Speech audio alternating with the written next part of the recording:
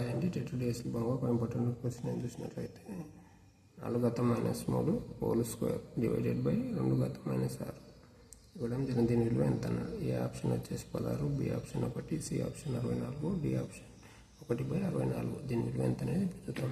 ఈ మొత్తం కూడా ఏ ఘాతం మైనస్ n = 1/a ఘాతం n సూత్రం మీద ఆధారపడి ఉంది. ఇప్పుడు ఇచ్చిందని ముందు రాసుకున్నాం. 4 - 3 హోల్ స్క్వేర్ బై 2 - 6. ఘాతం ఉన్నప్పుడు ఏమవుతాయి అంటే గుణించుకుంటే 4 - 6 బై 2 - 6.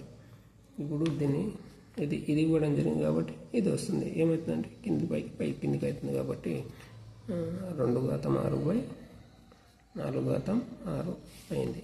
ఇప్పుడు 2 - 6 అని రాసుకొని 4 ఎట్లా రాసుకుంటా 2² హోల్ స్క్వేర్ రాసుకుంటా. దీని నుంచి 2 - 6 బై 2 2 12 అవుతుంది. ఇప్పుడు 2 - 6 బై 2 - 6 ఇంటూ 2 12ను 2 6గా రాసుకోవచ్చు. 2 6 2 6 క్యాన్సిల్ కాబట్టి మిగిలింది 1/2 దీని విలువ 1/64 వస్తుంది. కాబట్టి option D is the right answer అవుతుంది.